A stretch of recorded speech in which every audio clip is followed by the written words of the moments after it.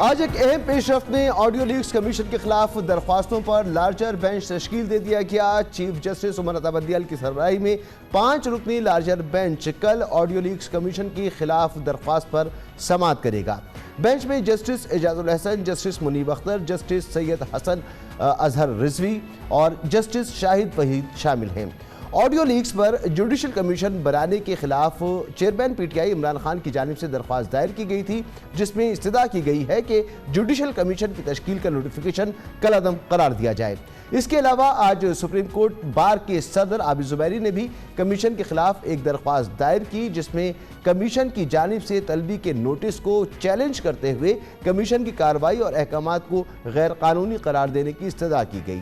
واضح رہے کہ 19 مئی کو حکومت نے آڈیو لیکس کی تحقیقات کے لیے 3 رکنی جوڈیشل کمیشن بنایا تھا۔ کمیشن کا سربراہ سپریم کورٹ کے سینئر ترین جج جسٹس قاضی فائد عیسیٰ کو بنایا گیا، جبکہ chief justice Balochistan high court Naeem Akhtar اقوان اور چیف جسٹس اسلام آباد ہائی کورٹ عامر فاروق بھی جوڈیشل کمیشن کا حصہ ہوں گے۔ کل اٹارنی جنرل نے 8 مبینہ آڈیو سے جڑے 12 افراد کے ناموں کی فہرست جوڈیشل کمیشن میں جمع کرا دی، جس میں سپریم کورٹ کے حاضر سروس جج کے نام بھی شامل ہیں۔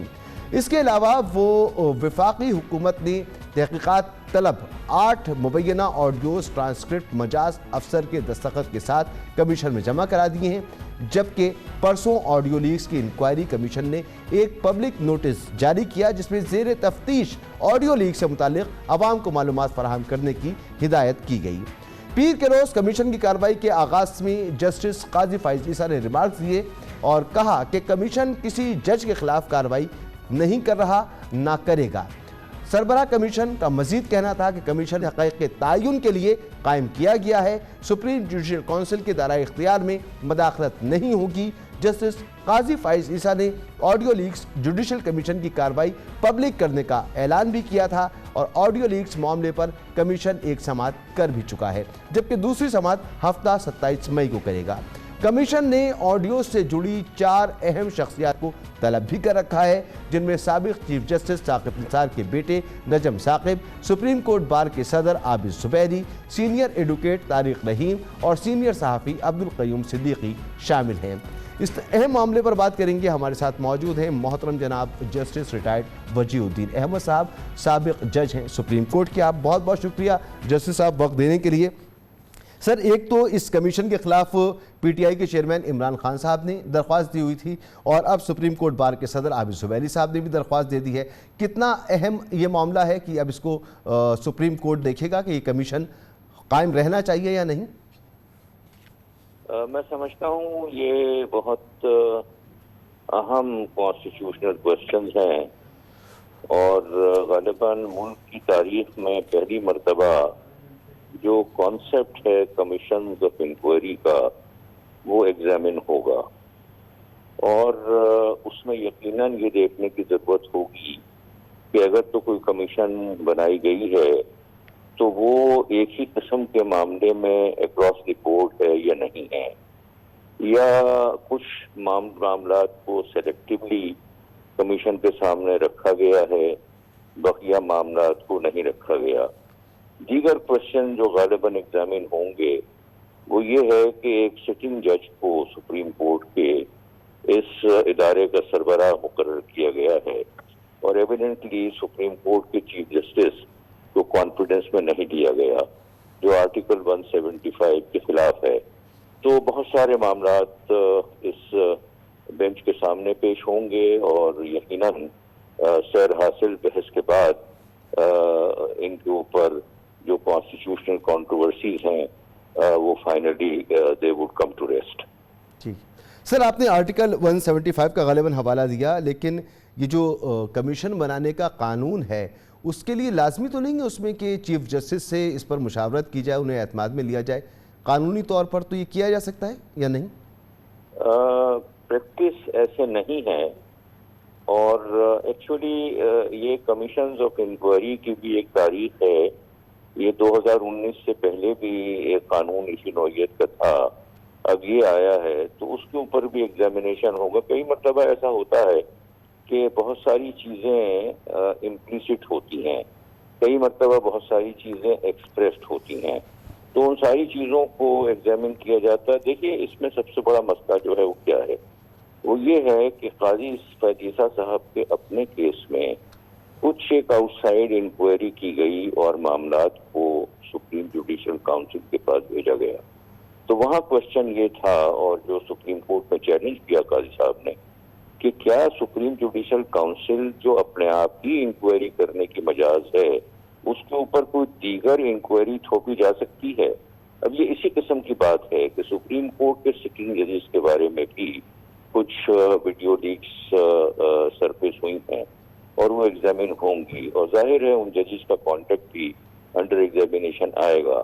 تو اگر تو سپریم جوڈیشل کاؤنسل ہی وہ واحد اتھارٹی ہے جو ججز کے بارے میں انکوائری کر سکتی ہے, تو کوشچن یہ بھی ہوگا سپریم کورٹ کے سامنے کہ کیا کوئی کمیشن آف انکوائری کے ماتحت تشکیل شدہ کمیشن انہی معاملات کو پہلے سے ٹیک اپ کر سکتی ہے جو کہ الٹیمیٹلی سپریم جوڈیشل کاؤنسل پہ جانے چاہیے, بلکہ ایکچولی وہاں پینڈنگ میں ہے. بالکل سر, جیسا آپ فرما رہے ہیں اب تو یہ بات واضح ہو گئی, کیونکہ 12 افراد کے جو نام اٹارنی جنرل کی طرف سے دیے گئے ہیں جو مبینہ طور پر ان آڈیوز میں موجود ہیں, اس میں ایک حاضر سروس جج بھی ہیں. تو آپ نے جیسا فرمایا کہ سپریم جوڈیشل کونسل ہی اصل فورم ہوگا, یا یہ یہاں پر بھی سپریم کسی جج کے خلاف یا اس سے متعلق انکوائری کی جا سکتی ہے, تو یہ ایک اہم سوال ہوگا. سر اس بنیاد پر کیا آپ سمجھتے ہیں کہ سپریم کورٹ میں جو چیلنج کیا گیا ہے اس کمیشن کو, وہاں پر کوئی فیصلہ آ سکتا ہے جو کہ اس کمیشن کو کام کرنے سے روک دے؟ بالکل, یہ it is on the card. اس کی وجہ یہ ہے کہ سیٹرڈے کو ان کی نیکسٹ ہیئرنگ ہے, اور we are already on Thursday. Hearing جو ہے وہ فرائیڈے کو شیڈیولڈ ہے. اب اس میں دیکھیے نا, سپریم کورٹ بار ایسوسیشن کے صدر جو ہیں انہوں نے بھی درخواست دی ہے, ان کو بھی کال کیا گیا ہے وہاں. تو کوئی نہ کوئی انٹریم آرڈر جو ہے وہ یقیناً کنسیڈر کیا جائے گا. میں یہ نہیں کہتا کہ ایسا آرڈر پاس کر دیا جائے گا, لیکن اگر تو کوئی کوشچن کنسیڈر کیا جائے تو اس میں ون وے اور دی ادر کوئی نہ کوئی ڈٹرمینیشن تو ہوتی ہے.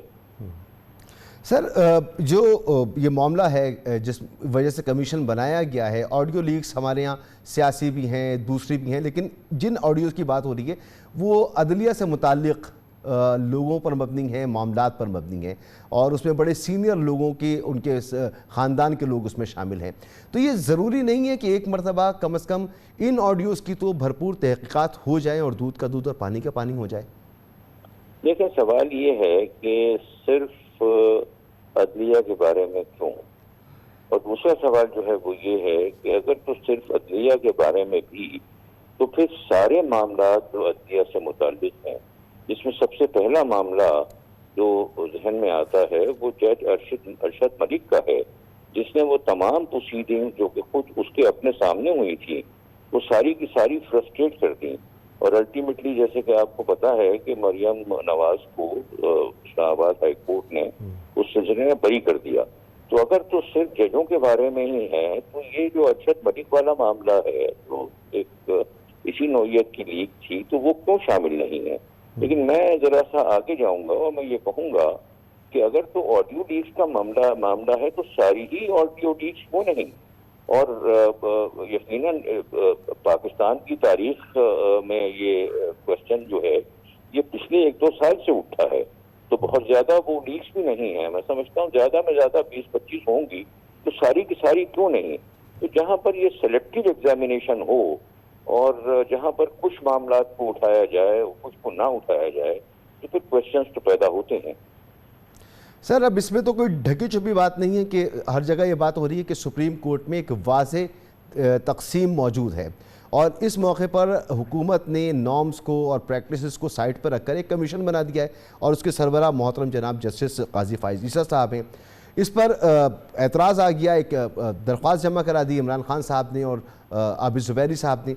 چیف جسٹس نے اس پہ ایک لارجر بینچ بنا دیا. اب یہ سارا معاملہ جو پہلے سے تقسیم شدہ سپریم کورٹ ہے, اس کو مزید وہاں پر کیا حالات پیدا کرے گا یہ سارا معاملہ؟ دیکھیں, آپ نے تقسیم کی بات کی ہے, ایکچولی یہ صرف تقسیم کی بات نہیں ہے. بات جو ہے وہ یہ ہے کہ ایک مرتبہ ایڈمنسٹریٹو آرڈر پاس ہوا تھا کہ عمران خان سے متعلق کوئی بھی کیس کسی ایسی بینچ میں نہ لگایا جائے جس کے ممبر قاضی فیضیزہ ہوں. تو اگر تو اس طرح کے ایڈمنسٹریٹو آرڈرز جو ہیں وہ سپریم کورٹ کے ریکارڈ پر موجود ہیں اور آپ ایسے معاملے کو جس میں عمران ڈائریکٹلی کنسرن یا انوالوڈ ہیں اس ایک کمیشن کانسٹیٹیوٹ کریں اور وہ اسی جج کی ماتحتی میں کانسٹیٹیوٹ کریں کہ جس کے متعلق ایسے ایڈمنسٹریٹو آرڈر سپریم کورٹ کے اپنے ریکارڈ کے اوپر ہیں. تو یہ میں سمجھتا ہوں بہت سیریس معاملات ہیں, میٹرز آف کنسرن انڈاؤٹڈلی.